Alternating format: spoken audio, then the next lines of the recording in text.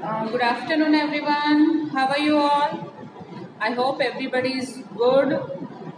Everybody has seen. I hope everybody has seen my yesterday's video. In that, we started a chapter number 2. Where do babies come from? Okay. So in that, we have talked about the till frogs and fish, which lays their eggs in the water, and the baby fish is known as fry, and the baby frog is known as tadpole. Till that we have already learned yesterday. Now in today's chapter, I want everybody first of all to take out the textbook whenever they start the video. Before that only you keep a book ready with you. So on page number 8 there is a fact at.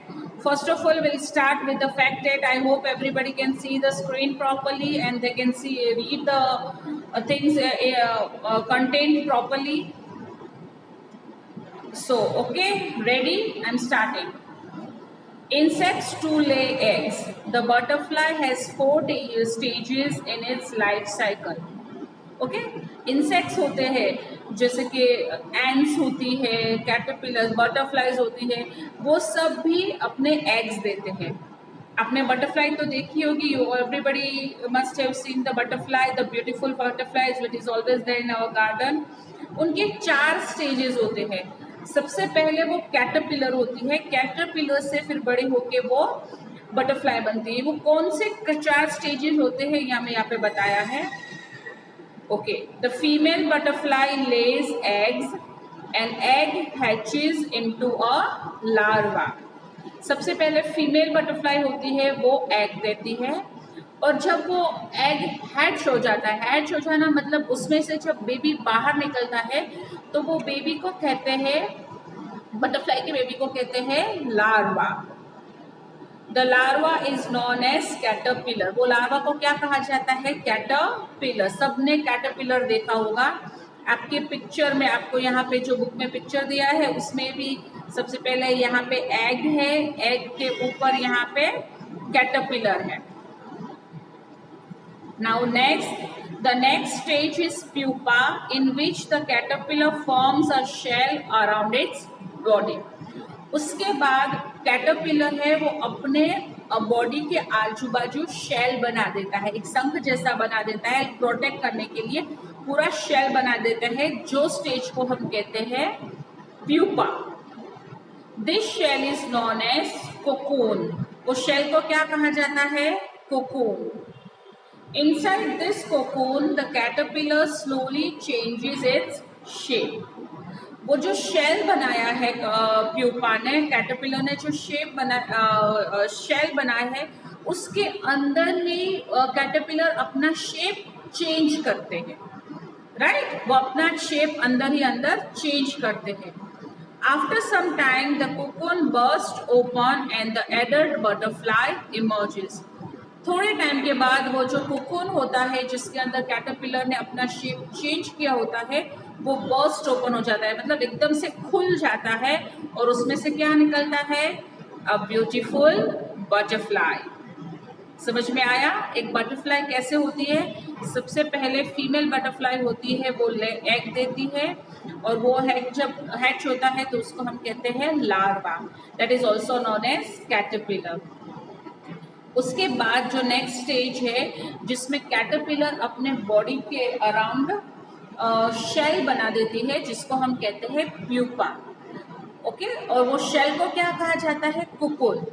वो cocoon के अंदर caterpillar अपना shape होता है, वो change कर लेती है. थोड़े टाइम के बाद वो कोकून क्या होता है? बर्स्ट हो जाता है, ओपन हो जाता है, और उसमें से एक ब्यूटीफुल बटरफ्लाई निकलती है. तो समझ में आया कि बटरफ्लाई कैसे चेंजेस होती है. Yes, 5 minute sir, 5 minute. Okay, understood. चलो, now the next page. Animals that give birth. Animals such as dogs, cats, cows, deer, horses, tigers, lions and elephants give birth to the young ones. बहुत सारे animals होते हैं जो दूसरे babies को birth देते हैं। कल ही हमने बात की थी ना कि 2 टाइप्स के एनिमल्स होते हैं। एक एनिमल होते हैं जो एग करते हैं और दूसरे एनिमल होते हैं जो बेबीज को बर्थ देते हैं। तो कौन कौन से यहाँ पे एनिमल्स हैं जो बर्थ देते हैं बेबीज को? Dogs, cats, cows, deer, horses, tigers, lions and elephant. These are the animals which give birth to their young ones. These animals carry their baby inside their womb till they are born. सारे animals अपने baby को अपने warm में, मतलब हमारा जो stomach के अंदर का पार्ट होता है ना, उसको वॉर्म कहा जाता है। वो वॉर्म के अंदर अपने बेबी को वो लोग रखते हैं जब तक वो बेबी का बोन नहीं हो जाता। They also produce milk to feed their babies. और फिर जब उसका बेबी का जन्म हो जाता है तो वो अपने मिल्क से ही अपने बेबी को फूड देते हैं। एनिमल्स अपने मिल्क से अपने बेबीज को क्या देते हैं? फूड देते हैं। तो बेबीज इतने छोटे होते हैं कि वो दूसरा कोई फूड नहीं खाते, सिर्फ और सिर्फ एनिमल्स का मिल्क ही पीते हैं। जैसे हम लोग एकदम से छोटे थे तो हम भी सिर्फ मम्मी का मिल्क ही पीते थे, हम लोग कुछ भी फूड नहीं खाते थे क्योंकि हमारे टीथ नहीं होते थे, हम लोग इतना सॉलिड फूड या कुछ भी हमें खाना अलाउड 6 मंथ्स तक नहीं होता था। ऐसे ही एनिमल्स जब बोर्न होते हैं तो शुरुआत में वो सिर्फ और सिर्फ अपने मम्मी अपने एनिमल्स का मिल्क के ऊपर ही रहते हैं। This animals are called mammals. जो एनिमल्स होते हैं जो दूसरे एनिमल को बर्थ देते हैं, जो एग नहीं देते, सीधा बर्थ देते हैं दूसरे एनिमल्स को, ऐसे एनिमल्स को क्या कहते हैं? मैमल्स। तो हम भी लिविंग थिंग है, हम ह्यूमन बीइंग भी दूसरे को बर्थ देते हैं, तो हम भी क्या कहलाते हैं? मैमल्स कहलाते हैं। Do you know that whales and dolphins that look like fish are also mammals? हमने कल ही बात की थी कि फिश होती है वो एग देती है, लेकिन डॉल्फिन और व्हेल जैसी जो फिश है ना, वो एग नहीं देती है, वो दूसरे बेबीज को बर्थ देती है, इसलिए वो फिश को हम मैमल्स कहेंगे। ओके, कल हमने बात की थी कि फ्रॉग एंड फिश भी अपने एग्स वाटर में देते हैं, लेकिन जो व्हेल एंड डॉल्फिन होते हैं वो एग नहीं देते हैं, वो दूसरे बेबीज को बर्थ देते हैं, इसलिए वो एनिमल्स को हम क्या कहते हैं? मैमल्स कहते हैं। अंडरस्टूड? आपको समझ में आया कि कौन कौन से एनिमल्स दूसरे एनिमल्स को बर्थ देते हैं, कहाँ पे रखते हैं? अपने वॉर्म के अंदर, अपने स्टमक के अंदर रखते हैं। और फिर जैसे ही वो बोर्न होते हैं तो उनका जो एनिमल होता है वो अपना मिल्क से अपने बेबी को फीड करता है। फीड करना है मतलब उसको फूड देता है। और जो भी एनिमल्स दूसरे एनिमल को बर्थ देता है, अपने बेबीज को बर्थ देता है, ऐसे एनिमल्स को हम क्या कहते हैं? मैमल्स कहते हैं। डॉल्फिन एंड व्हेल्स जो फिश है, फिर भी वो मैमल्स कहलाती है। क्यों? क्योंकि वो भी दूसरे अपने बच्चे को बर्थ देती है और एग नहीं देती है। समझ में आ रही है यहाँ तक की बात? चलो I move ahead. How are we born? चलो अब यहाँ पे हमने प्लांट्स और एनिमल्स की तो बात कर ली कि एनिमल्स कैसे बोर्न होते हैं, एनिमल्स कैसे ले एग करते हैं, उसके साथ साथ प्लांट्स कैसे ग्रो होते हैं। दूसरे सीड में से जो बिग प्लांट्स होते हैं, जो ग्रोन अप प्लांट्स होते हैं, उसके सीड्स में से हम दूसरे प्लांट्स को ग्रो करते हैं। ये सारी बातें तो हमने जान ली। अब यहाँ पे हम जानेंगे कि हमारा जन्म कैसे हुआ है। हम जब बच्चे थे, हम छोटे थे, हमारा बोर्न कैसे हुआ है, अब हम यहाँ पे ये जानेंगे। आपको यहाँ का पिक्चर पेज क्लियर दिख रहा होगा सबको? चलो, human being are also mammals and thus they give birth to their young ones. हम ह्यूमन बींग्स भी क्या कहलाते हैं? मैमल्स कहलाते हैं। क्यों? क्योंकि हमारे भी मम्मी होती है, वो दूसरे बेबीज को बर्थ देती है। मम्मी एग नहीं देती है ना, मम्मी एग नहीं देती, वो क्या देती है? दूसरे बेबी को बर्थ देती है। इसलिए हम ह्यूमन बींग्स भी क्या कहलाते हैं? मैमल्स कहता है। जो भी दूसरे अपने बेबी को बर्थ देता है उसको हम, वो एनिमल्स हो या ह्यूमन बींग्स हो, उनको हम मैमल्स कहते हैं। The mother carries the baby in her womb for almost 9 months. जैसे एनिमल्स अपने वॉर्म के अंदर अपने बेबी को कैरी करते हैं, वैसे ही मदर भी अपने वॉर्म के अंदर अपने बेबी को कैरी करती है। कितने टाइम तक करती है? 9 मंथ्स के लिए। आपको पता है ना कोई भी मम्मी प्रेग्नेंट होती है वो 9 मंथ्स के बाद बेबी को बोन देती है, राइट, वो उनका बेबी बोन होता है। तो मम्मी भी अपने वॉर्म के अंदर बेबी को कैरी करती है और फिर 9 मंथ्स के बाद उनका बोन होता है। Inside the womb, the baby grows.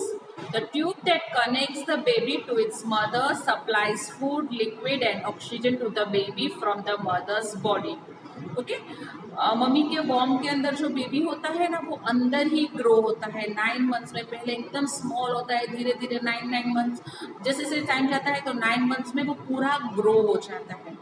लेकिन पता है आपको कि अंदर जब वॉर्म में बेबी होता है ना उसको भी फूड चाहिए है, उसको भी वाटर चाहिए होता है, उसको भी ऑक्सीजन, हम लोग ऑक्सीजन लेते हैं ना ब्रीदिंग करने के लिए, जो तो मम्मी के वॉर्म के अंदर जो बेबी होता है ना उसको भी चाहिए ये सारी चीज। तो मम्मी के वॉर्म के अंदर एक ट्यूब होती है, तो जो भी मम्मी खाना खाती है, जो भी मम्मी लिक्विड लेती है, जो भी हम मम्मी ऑक्सीजन लेती है वो ट्यूब के जरिए वो बेबी को वॉर्म के अंदर मिल जाता है। ऐसे ही वो ट्यूब से मम्मी का जो भी बच्चों को फूड मिल जाता है, लिक्विड मतलब वाटर, जो भी लिक्विड चाहिए वो मिल जाता है, और ऑक्सीजन जिससे हम ब्रीथ करते हैं वो सारी मम्मी की, उसको फैलोपियन ट्यूब्स कहते हैं, यहाँ पे नाम नहीं दिया है, लेकिन मम्मी के वॉर्म के साथ कनेक्ट होती है। तो मम्मी जो भी करती है, खाती पीती है, ऑक्सीजन लेती है, वो सारी वो ट्यूब से बेबी को उनके वॉर्म में मिल जाता है। आई होप सबको समझ में आ रहा है। Usually after 9 months she he takes birth. 9 month के साथ बाद शी और ही मतलब या तो बेबी या तो बॉय या तो गर्ल का बॉर्न हो जाता है। For the first 6 months after birth, the baby is dependent on mother's milk and gradually semi-solid and solid foods are introduced. फिर बेबी का बर्थ हो जाता है, उसके बाद 6 मंथ्स के लिए सिर्फ और सिर्फ बेबी मम्मा के मिल्क के ऊपर होता है, वो सिर्फ और सिर्फ मम्मा का मिल्क पीता है। 6 मंथ्स के 6 मंथ तक वो तो ना पानी पीता है ना मम्मा उसको पानी देती है या तो कोई और फूड देती है, सिर्फ और सिर्फ मम्माज मिल्क पीते हैं, जिससे उसको सारे न्यूट्रिशंस मिल जाते हैं, उसमें वाटर भी मिल जाता है और जो भी बेबी के लिए न्यूट्रिशंस चाहिए वो सारे मम्माज मिल्क में मिल जाता है। जैसे बेबी 6 मंथ्स का हो जाता है उसके बाद धीरे धीरे सेमी सॉलिड मतलब एकदम पोचू पोचू जो गई ना आप, एकदम सॉफ्ट फूड होता है उससे मम्मा स्टार्ट करती है, और धीरे धीरे जैसे बेबीज को टीथ आने लगते हैं तब मम्मी सॉलिड जैसे राइस, शुरुआत में सब राइस का पानी, दाल का पानी, मैश्ड पोटैटो, मैश्ड एप्पल, ऐसी सारी चीज़ें देती है। फिर धीरे धीरे जैसे जैसे टाइम जाता है बेबीज को टीथ आने लगते हैं तब सॉलिड जैसे कि रोटी है, राइस है, एप्पल है, बनाना, वो सारी चीज़ें मम्मी देना स्टार्ट कर सकती है। तो आपको यहाँ तक पता चला एनिमल्स कैसे बेबीज को बर्थ देते हैं, कैटरपिलर कैसे होता है और हमारा बॉर्न कैसे हुआ है, और हमारे बचपन में जब हम 6 मंथ्स के थे, नहीं हुए थे, तब हमारी मम्मी हमें कैसे खिलाती थी और 6 मंथ्स के बाद क्या खिलाती थी। ठीक है, तो यही बात आप मम्मी से पूछोगे, आप मम्मी से पूछोगे कि मम्मी कैसे होता था आप लोगों ने, आपने जब हम एकदम छोटे थे, जब 3-4 मंथ्स के थे तो हमने क्या खिलाया था, ये सारी बात अपने मम्मी से पूछोगे।